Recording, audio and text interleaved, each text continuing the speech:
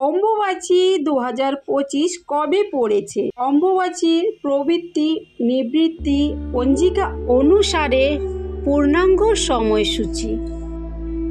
অম্বুবাচীর মাহাত্ম্য এবং নিয়মবিধি ও নিষেধ, অর্থাৎ এই সময়কালে কি কি কাজ করা উচিত নয়, এর উপরে আজকের এই ভিডিওটি বানানো হয়েছে।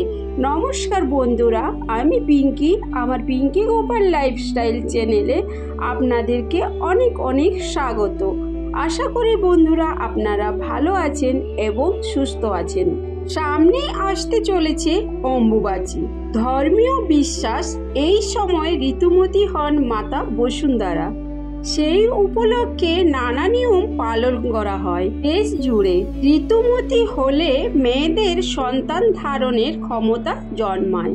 তেমনি এই অম্বুবাচীর পরে পৃথিবীর শস্য শ্যামলায় হয়ে ওঠে বসুন্ধরা। আষাঢ় মাসে মৃগশিরা নক্ষত্রে তৃতীয় পদ শেষে হলে মাসের চতুর্থ পদে পড়লে শুরু হয় অম্বুবাচী। এই 3 দিন ধরে চলে এই পর্যায়। এই সময় মাটি কর্ষণ অর্থাৎ কৃষিকাজ বন্ধ থাকে। দেবীর মূর্তি ঢাকা থাকে কাপড়ে। এই 3 দিন অনেক মন্দিরে পুজো বন্ধ থাকে। মাটির উপরে এই কয়েকদিন আগুন জ্বালিয়ে রান্না করেন না সন্ন্যাসী, ব্রহ্মচারী ও বিধবা মহিলারা। যারা অম্বুবাচী কঠোরভাবে পালন করেন তারা এই 3 দিন খেয়ে থাকেন শুধুমাত্র ফল ও মিষ্টি। এই সনাতন ধর্মের অম্বুবাচীর দিন কোনো রকম শুভ কাজ করা হয় না। নিয়মবিধি এবং নিষেধগুলি প্রত্যেক হিন্দুদের মেনে চলা উচিত। তাই আমার সকল শ্রোতাদের কাছে একটাই অনুরোধ, আপনারা ভিডিওটি প্রথম থেকে শেষ পর্যন্ত দেখবেন। আপনারা ভিডিওটি স্কিপ না করেই দেখবেন। যদি আপনাদের এই ভিডিওটি ভালো লাগে বা সমৃদ্ধকর থাকে তাহলে অবশ্যই ভিডিও শেষে লাইক, শেয়ার, কমেন্ট করবেন এবং কমেন্টে লিখবেন জয় মা কামাখ্যার মায়ের জয় এবং জয় অম্বুবাচীর জয় বলে লিখবেন এবং ভিডিওটি আপনাদের বন্ধু বান্ধবের মধ্যে শেয়ার করবেন যাতে এরকম ভিডিও পেয়ে থাকে। চলুন বন্ধুরা, এবারে যাওয়া যাক ভিডিওর মূল পর্বে। বন্ধুরা, প্রথমে আমি জানিয়ে দিই আপনাদেরকে যে অম্বুবাচী কবে পড়েছে। বাংলায় একটা কথা প্রচলিত আছে, কিসের বার কিসের তিথি, আষাঢ়ে 7 তারিখ অম্বুবাচী। এবারও অম্বুবাচী শুরু হচ্ছে এই দিনে। অম্বুবাচীর সময় অনেক তীর্থস্থানে মেলায় আয়োজন হয়। অম্বুবাচী মেলা খুবই বিখ্যাত ও সতীপীঠ কামাখ্যায়। এই সময় দেবীর মন্দির বন্ধ থাকে আর সকলে মন্দির ঘিরে কীর্তন করেন। আর এরপর চতুর্থ দিনে এই পর্যায় শেষ হলে মন্দির খুলে যায়। রক্ত বস্ত্র আশীর্বাদ হিসাবে মেলে। ভক্তদের এই কাপড় গ্রহণ করলে মনের সব আশা পূর্ণ হয়। এই বছর অম্বুবাচী পড়েছে অম্বুবাচীর প্রবৃত্তি বাংলার 7 আষাঢ় 1432, ইংরেজি 22 জুন 2025, রবিবার দুপুর 2:57। অম্বুবাচীর প্রবৃত্তি। অম্বুবাচীর নিবৃত্তি হচ্ছে বাংলার 10 আষাঢ় 1432 এবং ইংরেজির 25 জুন 2025, বুধবার রাত্রি 3:21। উড়িষ্যায় এই পার্বণকে রজ উৎসব বলা হয়। সতীপীঠ কামাখ্যায় এই উৎসব বড় করে পালিত হয়। কথিত আছে এই সময় মন্দির থেকে লাল তরল পদার্থ নিঃসৃত হয়। দেবী ঋতুকাল সমাগত মনে করে উৎসব পালিত হয়। এই সময় আপনাদেরকে বলে দেব, অম্বুবাচী চলাকালীন সময়কালে গৃহস্থ মানুষরা কি কি নিয়ম বেঁধে চলবেন। অম্বুবাচী নিয়মগুলো সমস্ত হিন্দুদের মেনে চলা উচিত। যদিও অম্বুবাচী বিশেষ নিয়ম পালন করেন জ্যোতিষ এবং বিধবা মহিলারা এবং সন্ন্যাসীরা। অম্বুবাচীর সময়টুকু বিধবা মহিলারা 3 দিন ধরে ব্রত রাখেন, অর্থাৎ অম্বুবাচীর প্রবৃত্তি থেকে নিবৃত্তি পর্যন্ত সময়কালটা তারা ব্রত রাখেন। অম্বুবাচীর আগের দিন অর্থাৎ অম্বুবাচী রান্না করে রাখেন তারা এবং সেই খাবারগুলি 3 দিন ধরে তারা খেতে পারেন। তবে 3 দিন ধরে পুরনো খাবার তো খাওয়া সম্ভব নয়, তাই অনেকে তারা ফলমূল খেয়ে কাটিয়ে দেন এই সময়টা।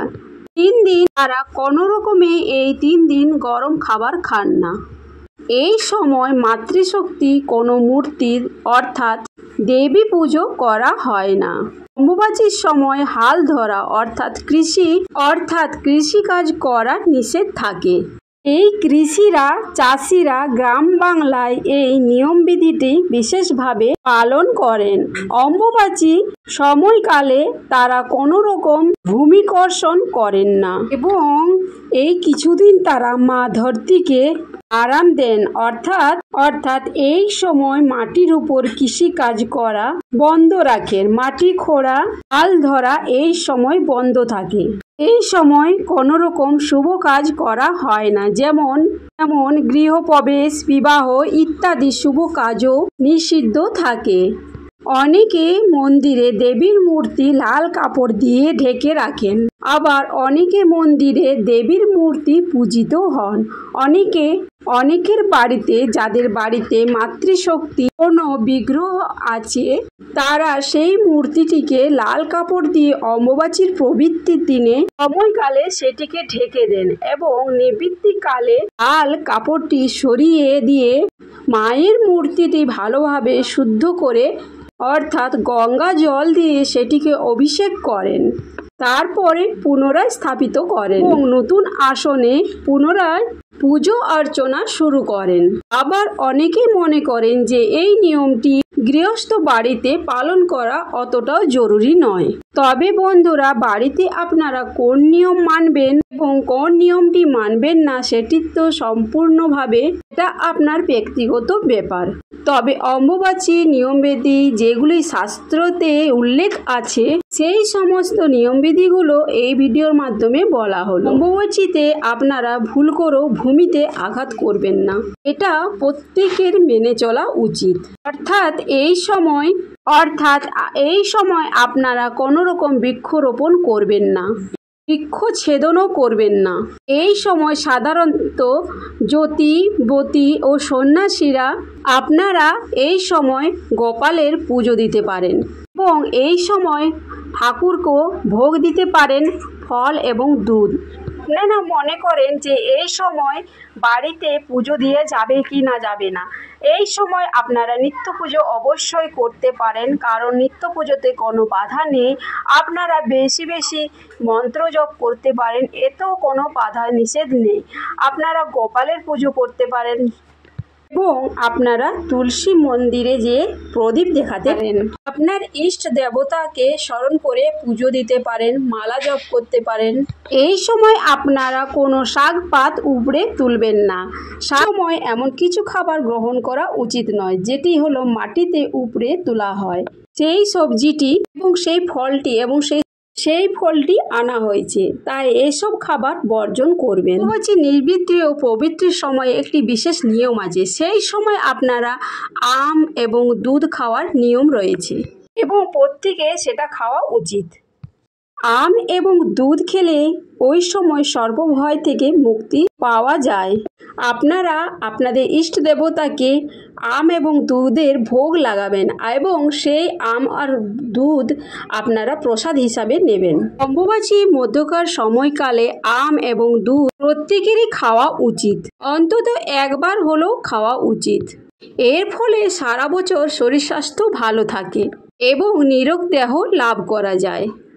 অম্বুবাচী চলাকালীন যদি আপনারা কোনো সতীপীঠে যেতে পারেন, তাহলে আপনারা কোনো সতীপীঠে যদি যান আপনাদের খুব ভালো ফল পাবেন। কামাখ্যা সতীপীঠে যদি আপনারা লাল কাপড় সংগ্রহ করতে পারেন তাহলে নিজেকে অত্যন্ত ভাগ্যশালী বলে মনে করবেন।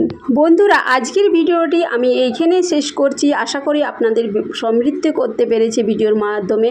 তো আমি ভিডিওটা এখানে রাখছি। ভালো থাকবেন, সুস্থ থাকবেন। ততক্ষণের জন্য সবাই রাধে রাধে বলুন।